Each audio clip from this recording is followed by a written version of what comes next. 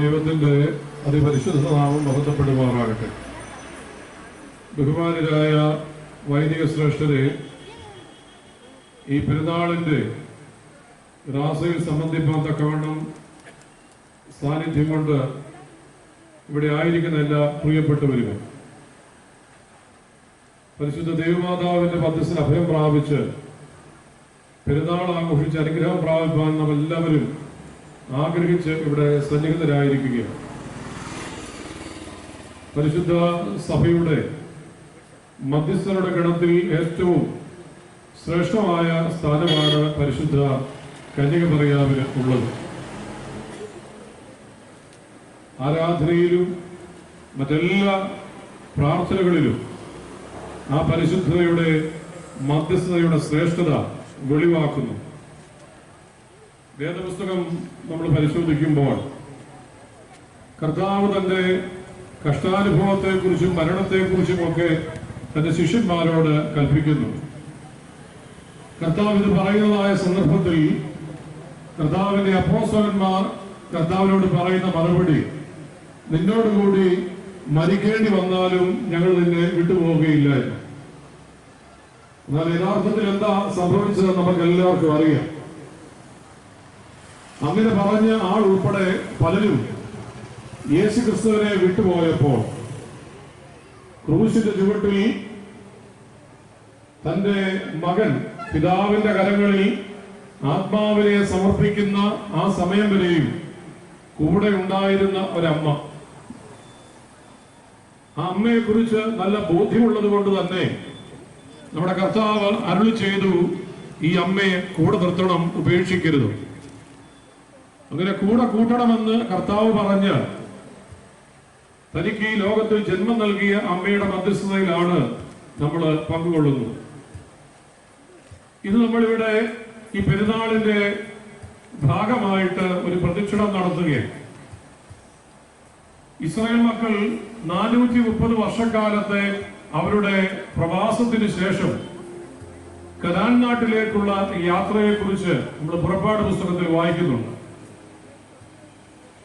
എന്തിന് ഈ ജനത്തെ മിസ്രൈമിൽ നിന്ന് വിട്ടയക്കണം എന്ന് ഫറവോൻ ചോദിക്കുമ്പോൾ യഹോവയിൽ നിന്ന് മോശയ്ക്ക് ലഭിച്ചിരിക്കുന്ന ഉത്തരവനുസരിച്ച് മോശ അവിടെ പറയുന്നുണ്ട്, മരുഭൂമിയിൽ യഹോവയെ ആരാധിക്കേണ്ടതിന് ജനത്തെ വിട്ടുതരണം.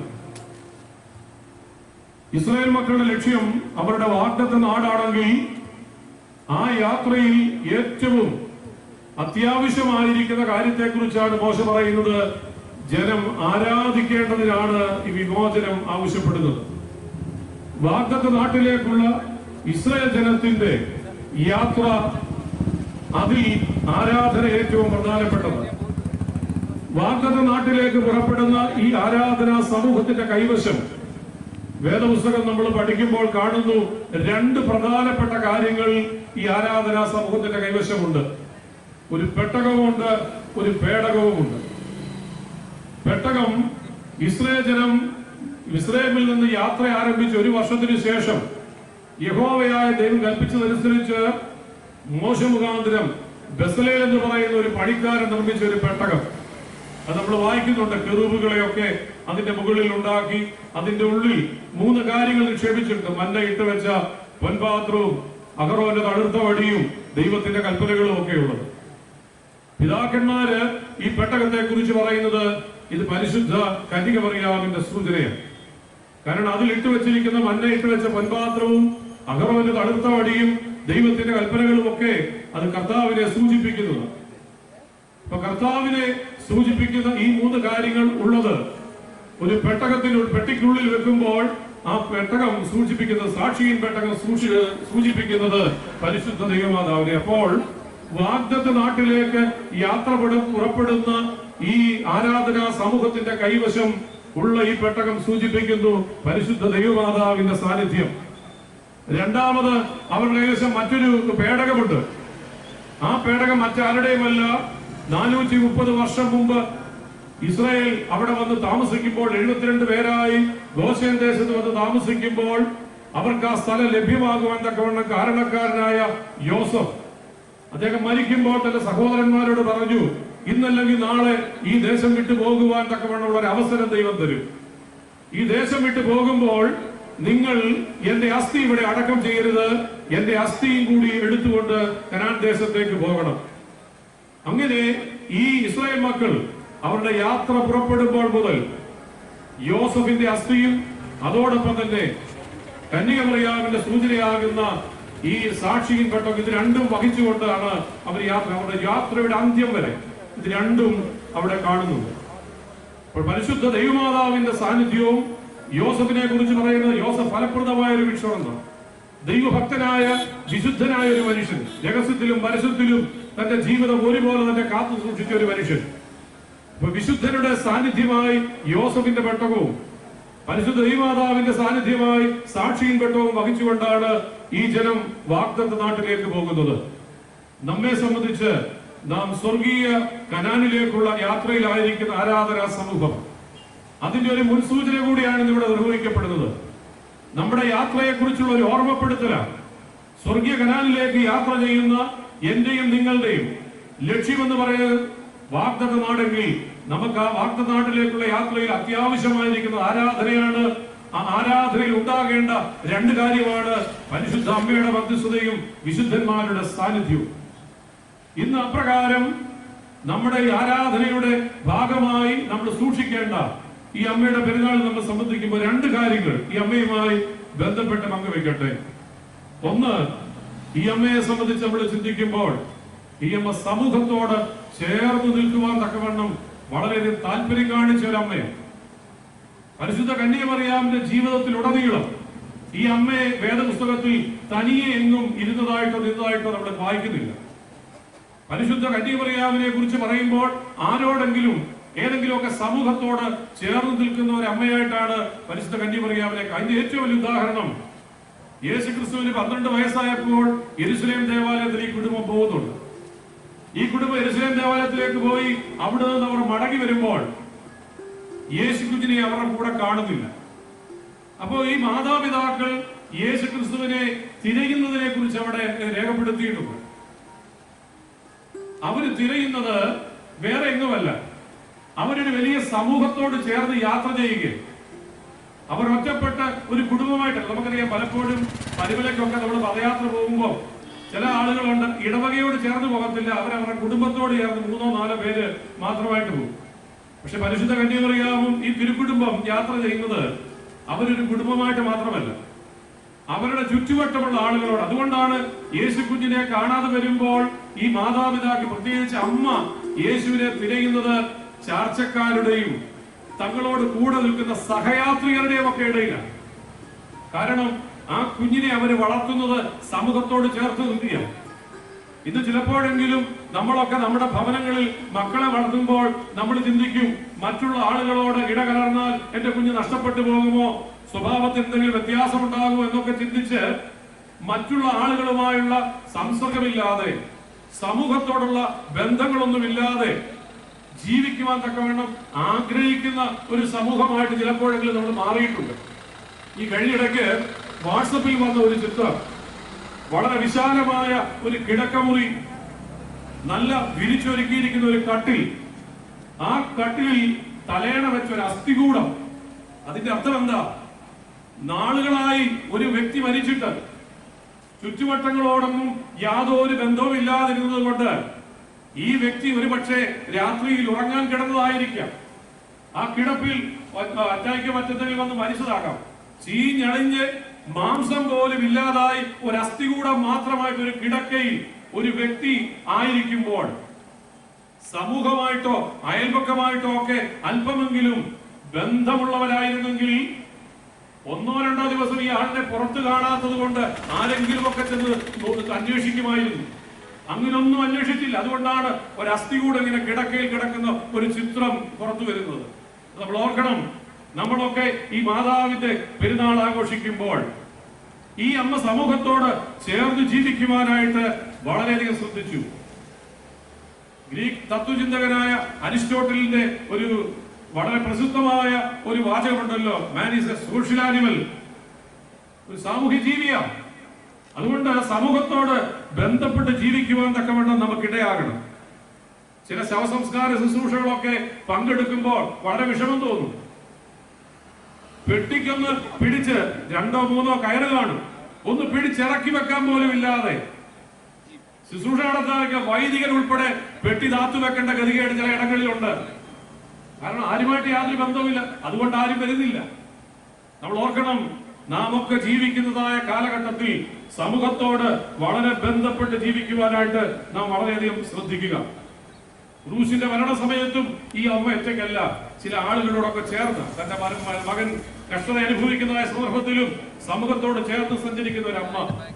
പെന്തിക്കോസ്തി പെരുന്നാളിൽ ഒരുമിച്ച് പ്രാർത്ഥിക്കുന്ന സമൂഹത്തെ കുറിച്ച് പറയുമ്പോൾ വലിയൊരു കൂട്ടം ആളുകളുടെ പേര് പറഞ്ഞിട്ട് അവരെല്ലാവരും യേശുവിന്റെ അമ്മയായ മറിയയോടുകൂടി ആയിരുന്നു എന്ന് പറയുമ്പോൾ, തന്റെ മകന്റെ ജീവിതകാലത്ത് മാത്രമല്ല, ആ മകൻ സ്വർഗാരോഹണം ചെയ്തതിനു ശേഷവും ഈ അമ്മ സമൂഹത്തോട് ബന്ധപ്പെട്ട് ജീവിക്കുവാൻ തക്കവണ്ണം ശ്രദ്ധിച്ചു.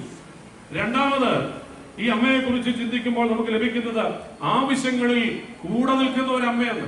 ആവശ്യങ്ങളിൽ കൂടെ നിൽക്കുന്ന ഒരു അമ്മ. അതിന്റെ ഏറ്റവും വലിയ ഉദാഹരണമാണ് യോഹന്നാന്റെ സുവിശേഷം 2-ാം അധ്യായത്തിൽ നാം കാണുന്ന പ്രസിദ്ധമായ ഒരു കല്യാണ വിരുന്ന്. ഈ അമ്മ അവിടെ ക്ഷണിക്കപ്പെട്ട ഒരാളാണ്.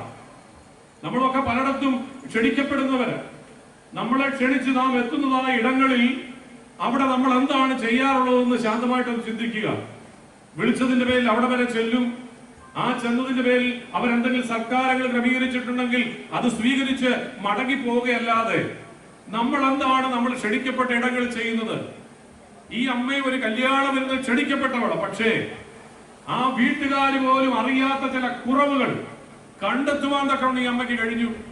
കാരണം എന്നെ അവിടെ ക്ഷണിച്ചതിന്റെ പിന്നിൽ വെറുതെ അവിടെ പോയി അവരുടെ സൽക്കാരം സ്വീകരിച്ച് മടങ്ങി പോരുക എന്നതിനപ്പുറം എന്റെ സാന്നിധ്യം എന്തുകൊണ്ട് അവിടെ എന്തെങ്കിലും ആവശ്യമുണ്ടോ എന്ന് സ്വയം ഒന്ന് ചിന്തിച്ച് അവിടെ ചെന്നപ്പോഴാണ് മറ്റാരും ശ്രദ്ധിക്കാത്ത വീഞ്ഞിന്റെ കുറവിനെ അമ്മ കാണുന്നത്.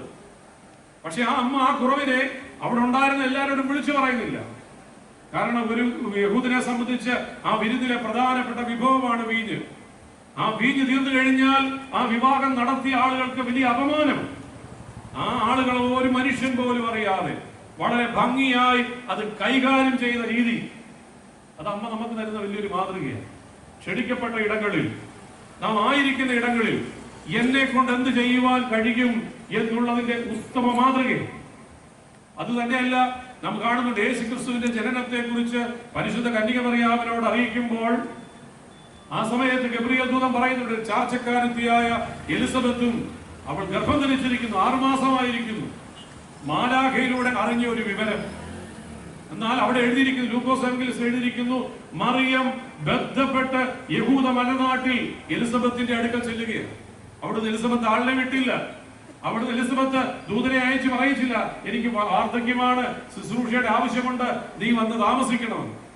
തന്റെ ആവശ്യം എവിടെയൊക്കെയുണ്ടോ ആ ആവശ്യങ്ങൾ മനസ്സിലാക്കി ആരും പറയാതെ അറിഞ്ഞു ചെയ്യുന്ന നല്ലൊരു മാതൃകയെ നമുക്ക് ഈ അമ്മയിൽ കാണുവാനായിട്ട് കഴിയും. അതുകൊണ്ട് നാം ഈ അമ്മയുടെ മധ്യസ്ഥതയിൽ പെരുന്നാൾ ആഘോഷിച്ച് ആ അനുഗ്രഹം പ്രാപിക്കാൻ തക്കൊണ്ട് ആഗ്രഹിക്കുമ്പോൾ സമൂഹത്തോട് ചേർന്ന് നിന്ന ഒരമ്മയെ, ആവശ്യങ്ങളിൽ കൂടെ നിൽക്കുന്ന ഒരമ്മയെ നമ്മൾ കാണുമ്പോൾ നമ്മുടെ ജീവിതത്തിലും ആ മാതൃക പിൻപറ്റുവാൻ തക്കൊണ്ട് ഇടയാകട്ടെ. ദൈവത്തിന്റെ പരിശുദ്ധാത്മാവ് നമ്മെ സഹായിക്കട്ടെ. പിതാവിനും പുത്രനും പരിശുദ്ധനും സ്തുതി. തലമഹത്വം കൊണ്ട് ആകാശവും ഭൂമിയും നിറഞ്ഞിരിക്കുന്ന പരിശുദ്ധൻ പരിശുദ്ധൻ പരിശുദ്ധൻ ഉയരങ്ങളിൽ സ്തുതി.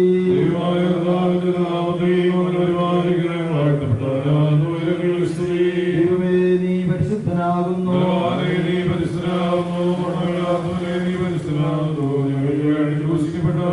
ഞങ്ങളോട് കരുണ ചെയ്യണമേ. നീ പരിശുദ്ധനാകുന്നു.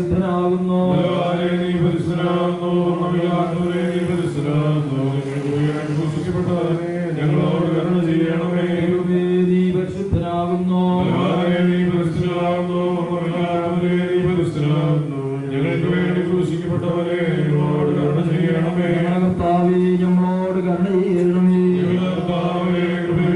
ഞങ്ങളോട് കരുണ ചെയ്യണമേ.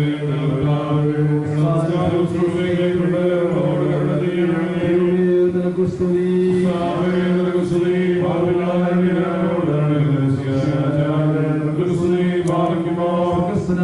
ഞങ്ങളുടെ പിതാവേ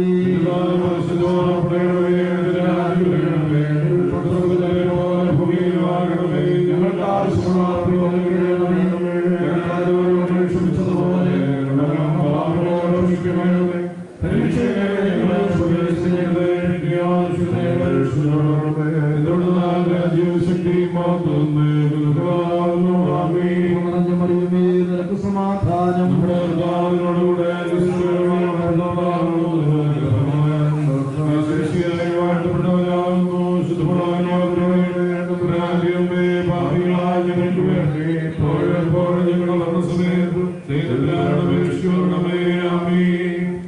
സ്തുതിയുടെ രാജമകൾ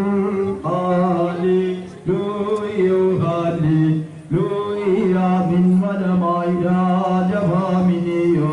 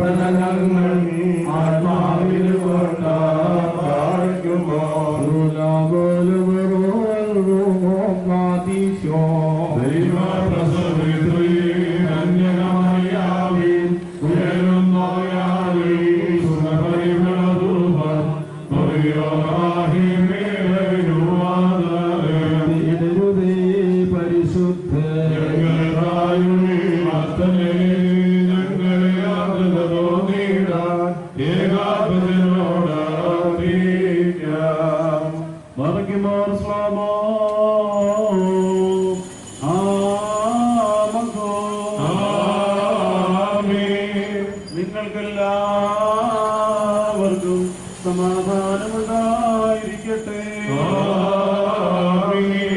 പരിശുദ്ധയായ മാതാവിന്റെ മധ്യസ്ഥത ഈ ദേശത്തിന് കാവലായിരിക്കട്ടെ.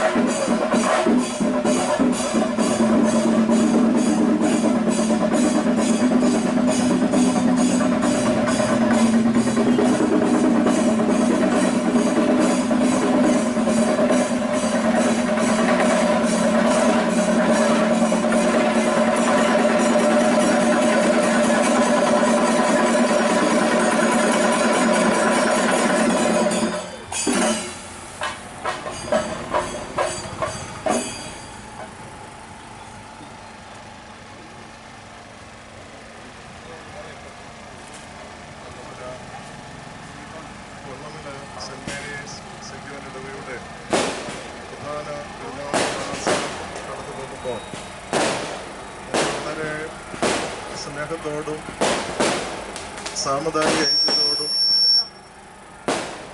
പ്രകൃതിക്കനുസരിച്ചുള്ള മനുഷ്യൻ സഹോദരങ്ങളാണ് എന്ന ബോധ്യത്തോടും കൂടെ നടക്കൽ ക്ഷേത്ര ഉപദേശക സമിതിയും ഈ പ്രദേശത്തുള്ള ഹൈന്ദവ സംഘടനകളും ചേർന്ന് ഇപ്പോൾ റാസയെ സ്വീകരിച്ചിരിക്കുകയാണ്.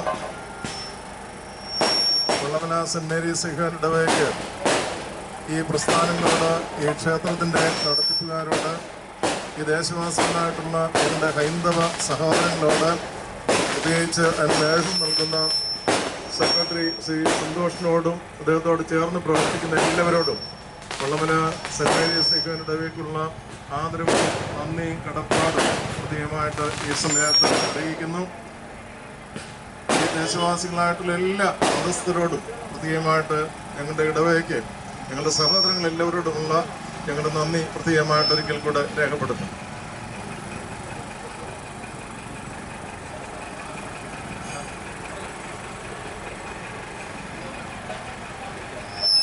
ബഹുമാന്യരെ, സ്നേഹമുള്ളവരെ, ഈ റാസയിൽ പങ്കെടുക്കുന്ന സഹോദരി സഹോദരന്മാരെ, പതിറ്റാണ്ടുകളായിട്ട് നമ്മുടെ വള്ളമല സെൻറ്റ് മേരീസ് ചർച്ചിൽ റാസ ഈ ക്ഷേത്രസന്നിധിയിലേക്ക് കടന്നു വരികയും നമ്മൾ സ്വീകരണം നൽകുകയും ചെയ്യുന്ന ഒരു പതിവുണ്ട്.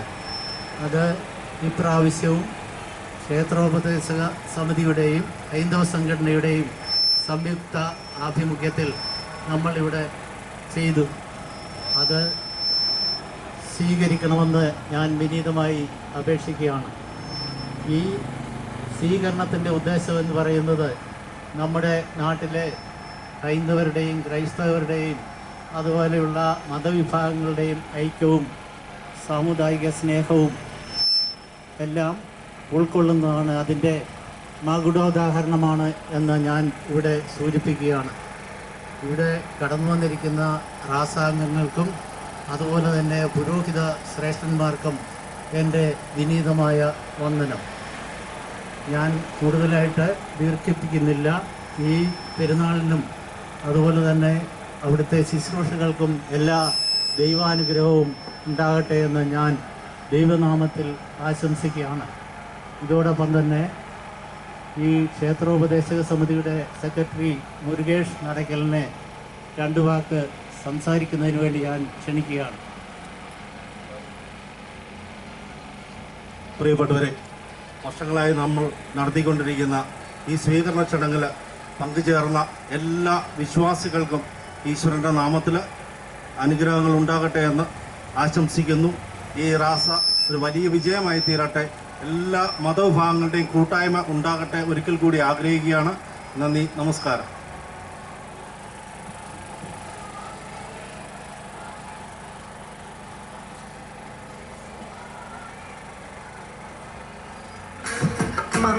മംഗളമായി തീരങ്ങളെ ചേരും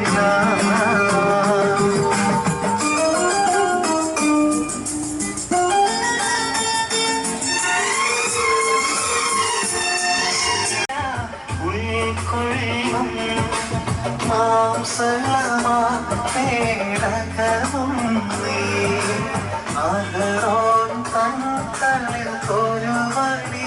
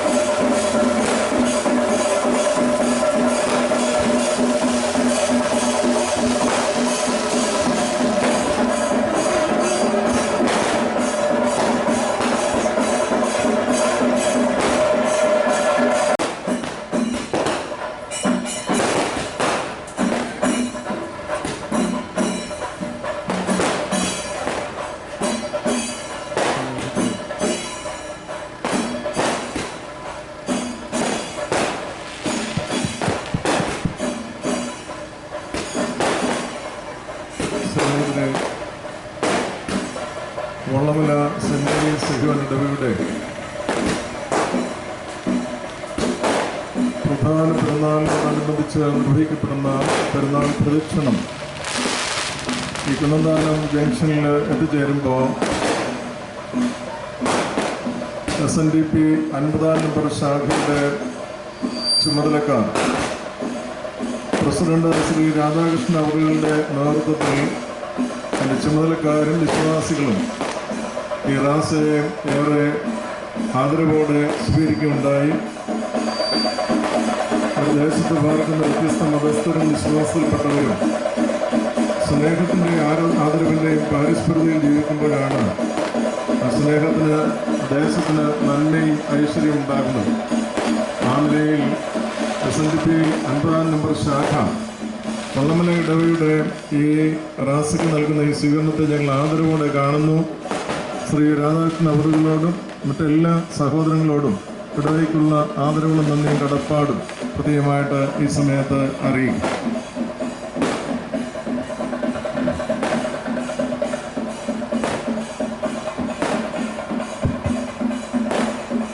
ബഹുമാന്യരെ,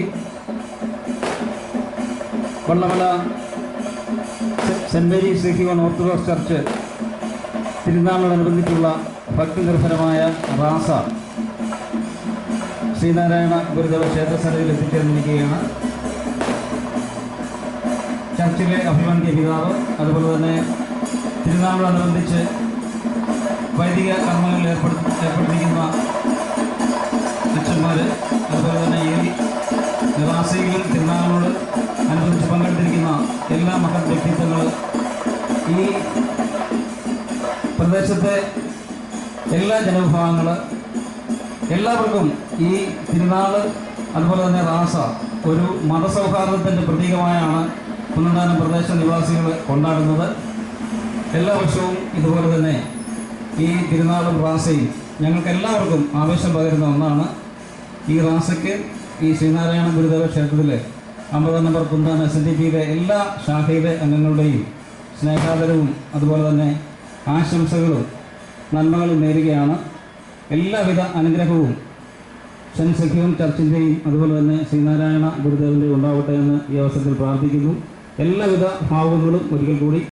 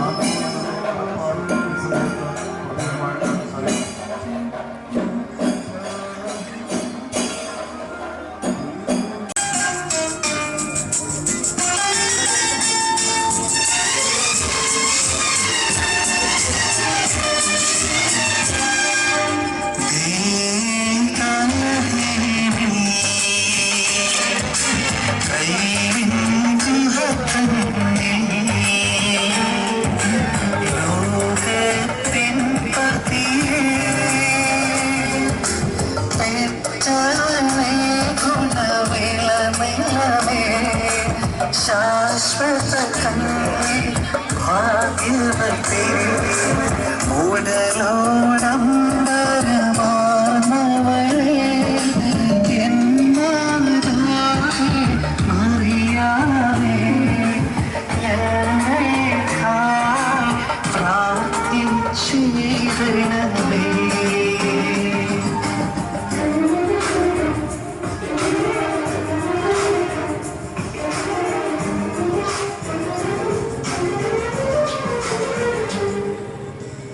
Israel.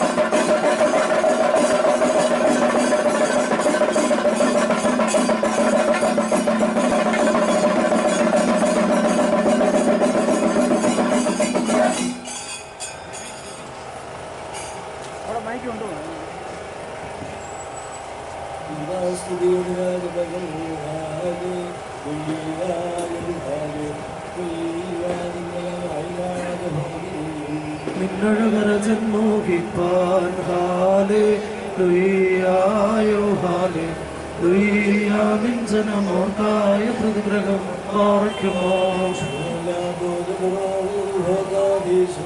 മനവോലം വാദാമൽ വോലം വൽ മീനാമീ നിന്നിലുദിച്ചോരേകസുതൻ തൃക്കരങ്ങളിൽ അലിവാണ്ടൻ പക്കലപേക്ഷയാണ് കേണം സ്തോമൻ കാലോസ് കുറിയേലായിസോ സ്മരണം വരദായകമാകാ കൽപ്രാർത്ഥന ഞങ്ങൾ ആത്മാവിനു കോട്ടാപാറയ്ക്കുമോ കന്യകമറിയാമിൻ ഉയരുന്നോയാറിൽ സുരപരിമളധൂപം മുറിയോറാകെ മേലേനുമാതാറേ ഞങ്ങൾക്കായുള്ള അർത്ഥനയെ ഞങ്ങളിൽ ആദ്രത തോന്നിയിടാൻ ഏകാത്മജനോട് അർത്ഥിക്കാം. മറയ്ക്കുമാർ സ്ലാമോ ആമകൂ നിങ്ങൾക്കെല്ലാവർക്കും സമാധാനമുണ്ടായിരിക്കട്ടെ. പരിശുദ്ധയായ മാതാവിന്റെ മധ്യസ്ഥത ഈ ദേശത്തിന് കാവലായിരിക്കട്ടെ. ശൈനോ ആമകൂ.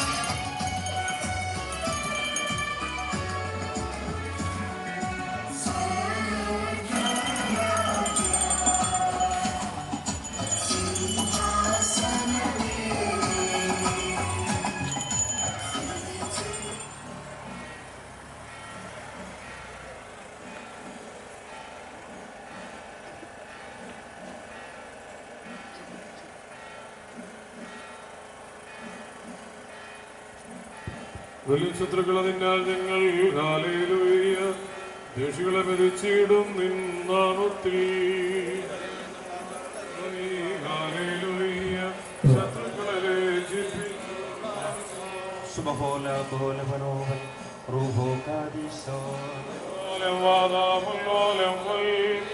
ശ്രീഭാവെന്നു വെല്ലുന്നു ശ്രീഭാവിദ്വേഷിയെ ശ്രീഭായെ സാക്ഷിച്ചോർക്കായി ശ്രീഭായാകട്ടെ കോട്ട സൗവൻകാലസ്ത്രീയായി നാഥൻ കൂട്ടായുള്ളതിനാൽ ദുഷ്ടനെ പേടിക്കില്ലാതന്റിയായുധ നമ്മൾക്ക് നദിയുണ്ടാകും ശ്രീഭായ തോളിൽ താങ്ങി സിയോനിൽ നിന്നും പോയോ ഹൃദയസ്ഥികളിൻ മീതെ ചൊരിയട്ടെ കരുണാപാരിനി മുറിയോറാഹിമിലെ യെരൂശലേം ഗോകുൽത്തായിൽ ഘോഷതനാവിശ്വാസ്തോത്രം സ്തോത്രം പാടി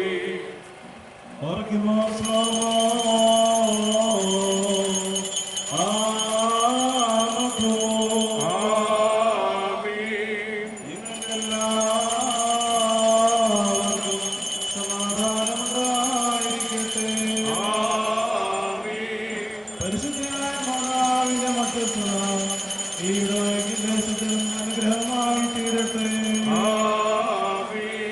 ശൈലോ.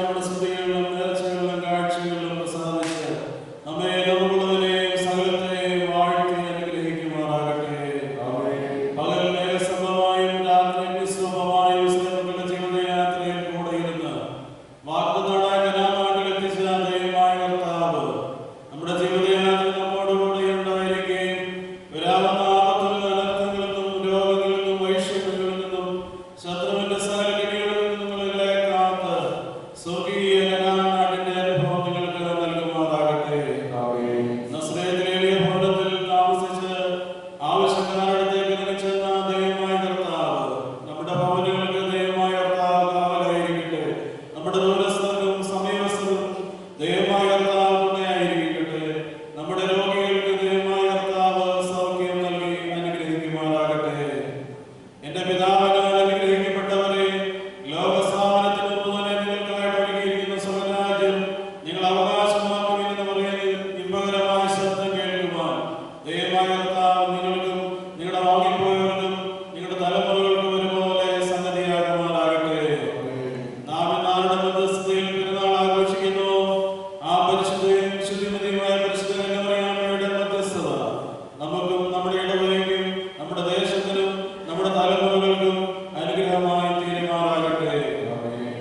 ആകാശത്തെയും ഭൂമിയെയും